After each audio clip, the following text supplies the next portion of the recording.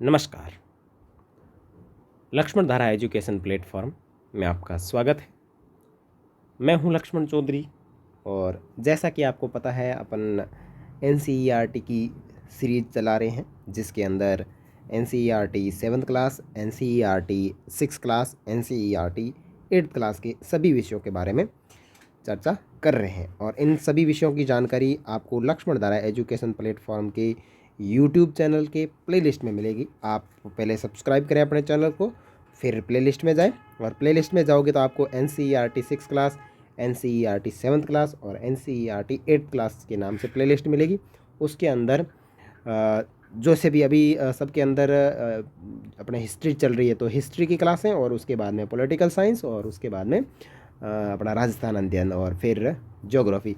इस तरीके से अपन क्लासें लेंगे।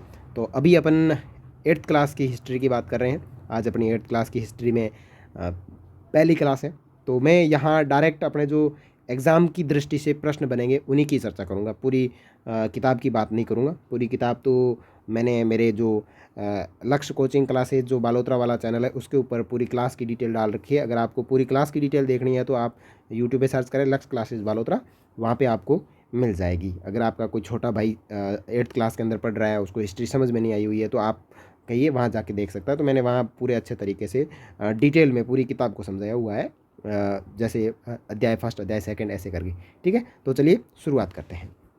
देखिए, अपनी इस क्लास को इस तरीके से तैयार किया हुआ है कि कोई भी प्रश्न अपने पीछे नहीं छोड़ा हुआ है, और सभी एग्ज़ाम की दृष्टि से ये आपके प्रश्न महत्वपूर्ण रहेंगे। चाहे आरएएस हो, आपका आईएएस हो, जिसके अंदर अपन ये हिस्ट्री पढ़ते हैं, उनके अंदर सबसे महत्वपूर्ण रहने वाले हैं ये प्रश्न। और राजस्थान के सभी भर्ती, सेकंड ग्रेड है, रीट है, 2023-24 के अंदर जितनी भी भर्तियाँ आएगी उनसे संबंधित सारी जानकारियाँ अगर आपको एनसीईआरटी से मजबूत करनी है तो आप इससे कर सकते हैं। तो चलिए शुरू करते हैं।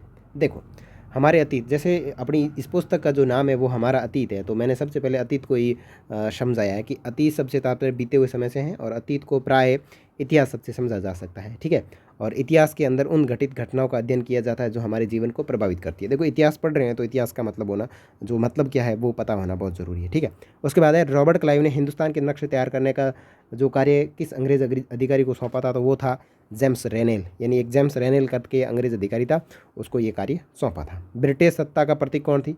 ब्रिटेनिया। ये इस पुस्तक के अंदर जो प्रश्न बनते हैं ना, उन प्रश्नों को बना करके तैयार किया गया है। ठीक है ना, तो ब्रिटिश सत्ता की जो प्रतीक थी उसको क्या कहते हैं? ब्रिटेनिया कहते हैं। लिप्टन चाय के विज्ञापन भारत में, देखो कुछ प्रश्न नहीं बने तो मैंने उनको डिटेल में तैयार कर लिया। तो लिप्टन चाय के विज्ञापन भारत में सन 1922 में तैयार किए गए, और इस विज्ञापन के अंदर जो ब्रिटेन की रानी विक्टोरिया है उसका तीसरा पुत्र ऑर्थर घोड़े पे बैठा हुआ दिखाई देता है।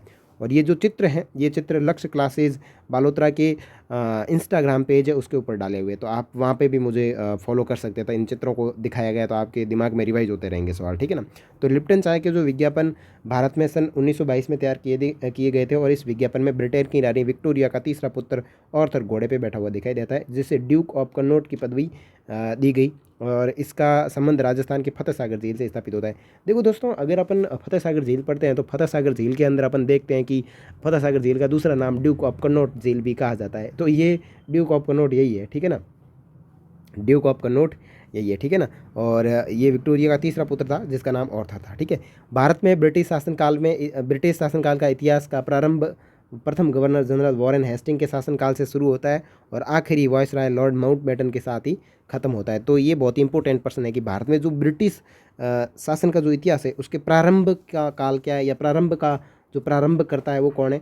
तो ये है गवर्नर जनरल वॉरेन हेस्टिंग्स, और अंतिम बात करें तो आखिर वॉइसराय लॉर्ड माउंटबेटन के साथ में ख़त्म होता है। भारत का प्रथम गवर्नर जनरल वॉरेन हेस्टिंग था, जो सन 1773 में भारत का प्रथम गवर्नर जनरल बना। तो भारत का प्रथम गवर्नर वॉरेन हेस्टिंग सन 1773, और इसी के गवर्नर जनरल बनने से हमारे यहाँ पे शुरू होता है ईस्ट इंडिया का, या फिर अंग्रेज़ों का शासनकाल प्रारंभ होता है। तो यहाँ भारत का प्रथम गवर्नर जनरल देख लिया। आगे देखो, सन 1817 में स्कॉटलैंड के निवासी जेम्स मिल एक जो अर्थशास्त्री था और राजनीतिक दार्शनिक था, जिसने ए हिस्ट्री ऑफ ब्रिटिश इंडिया अर्थात ब्रिटिश भारत का इतिहास, जिसको 3 विशाल खंड में विभाजित किया, हिंदू और मुस्लिम और ब्रिटिश। देखो, स्कॉटलैंड का एक निवासी था जिसका नाम था जेम्स मिल। ठीक है, उसने अपने अर्थशास्त्र को वो एक अर्थशास्त्री था और राजनीतिक दार्शनिक था और उसने एक पुस्तक लिखी जिसका नाम था ए हिस्ट्री ऑफ ब्रिटिश इंडिया, अर्थात ब्रिटिश भारत का इतिहास, जिसको 3 भागों में विभाजित किया जाता। कौन कौन सा? हिंदू, मुस्लिम और ब्रिटिश इतिहास, यानी हिंदू धर्म का इतिहास, फिर मुस्लिम आ गए थे जैसे मुगल है तो वो मुस्लिम इतिहास, और फिर उसके बाद में आ गए थे अंग्रेज तो ब्रिटिश इतिहास। ठीक है।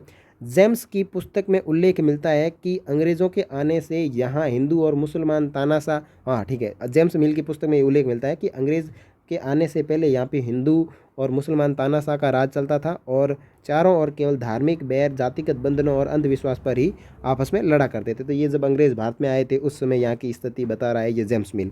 फिर जेम्स मिल ये कथन कहता है कि अंग्रेज़ों को पूरे भारत पर कब्जा कर लेना चाहिए ताकि भारतीय जनता को ज्ञान और सुखमय जीवन की प्राप्ति हो सके, और साथ ही मिल ने ये भी मानता था कि अंग्रेज़ों की मदद के बिना हिंदुस्तान प्रगति नहीं कर सकता। तो ये जेम्स मिल अपनी वो पुस्तक जो ए हिस्ट्री ऑफ ब्रिटिश इंडिया है इसके अंदर लिखता है कि पूरे अंग्रेज़ों को पूरे भारत पर कब्जा कर लेना चाहिए और इससे भारतीय जनता को ज्ञान मिलेगा, सुखमय जीवन की प्राप्ति होगी। और मिल साथ में ये भी कहता है कि हिंदुस्तान है वो अंग्रेज़ों की मदद के बिना प्रगति नहीं कर सकता। ये ऐसी फेंकी फेंकी बातें कर रहा है। ठीक है। इतिहास को 3 कालखंडों में विभाजित किया जाता है। अगर अपन भारतीय इतिहास की दृष्टि से बात करें तो इसको प्राचीन इतिहास, मध्यकालीन इतिहास और आधुनिक कालीन इतिहास की बात की जाती है, जो भारतीय इतिहासकारों के द्वारा विभाजित किया गया था। औपनिवेशिक युग से क्या तात्पर्य है? देखो, औपनिवेशिक युग जो शब्द है इससे क्या मतलब है, तो अंग्रेज़ों के द्वारा भारत को गुलाम बनाकर भारत पर शासन करना एक औपनिवेशिक युग था जो वॉरेन हेस्टिंग के काल से शुरू होता है तथा लॉर्ड माउंटबेटन के साथ में खत्म होता है। भारत का प्रथम गवर्नर जनरल वॉरेन हेस्टिंग था और अंतिम कौन था? लॉर्ड माउंटबेटन था। तो इसके काल से शुरू होकर के लॉर्ड माउंटबेटन के साथ में खत्म होता है। या फिर दूसरे शब्दों में कहें तो जब किसी देश पर अन्य देश के दबाव में राजनीतिक, आर्थिक और सामाजिक व सांस्कृतिक बदलाव आते हैं तो इस प्रक्रिया को उपनिवेशीकरण या फिर औपनिवेशिक युग कहा जाता है। तो आपको समझ में आ गया होगा कि भारत जब अंग्रेज जो है वो भारत में आए थे और जब गए थे तब के बीच का जो दौर था वो औपनिवेशिक युग माना जाता है। ठीक है। फिर 18वीं सदी में खुशनवीसी या सुलेखनवीसी ऐसे लोग थे जो बहुत ही सुंदर ढंग से चीज़ों को लिखा करते थे। ये खुशनवीसी और सुलेखनवीसी ऐसे लोग थे जो बहुत ही सुंदर ढंग से चीज़ों को लिखा करते थे। ठीक है ना। तो ये 18वीं शताब्दी की बात है और भारतीय राष्ट्रीय अभिलेखागार है जो दिल्ली में स्थापित किया गया। कब किया गया था? 1920 के अंदर। तो दोस्तों ये थी आपके 8th क्लास के इतिहास के पहले भाग की यानी पहले पार्ट की इंपॉर्टेंट जानकारी जिसका नाम था कैसे, कब और कहाँ। ठीक है। अगली क्लास में अपन बात करेंगे आपके 2nd पार्ट जिसका नाम क्या है, व्यापार से साम्राज्य तक कंपनी की सत्ता स्थापित कैसे होती है। मिलते हैं अगली क्लास में, तब तक के लिए जय हिंद, जय भारत। अगर आपको कंटेंट अच्छा लगा है तो लक्ष्मण धारा एजुकेशनल प्लेटफॉर्म को सब्सक्राइब करें, दोस्तों के साथ शेयर करें। आने वाली सभी गवर्नमेंट एग्ज़ाम यानी राजस्थान के अंदर जो बड़ी बड़ी वैकेंसीज आती है उनकी तैयारी से संबंधित आपको यहाँ पे कंटेंट और स्टडी मटेरियल मिलता रहेगा। मिलेंगे नेक्स्ट वीडियो में, तब तक जय हिंद, जय भारत।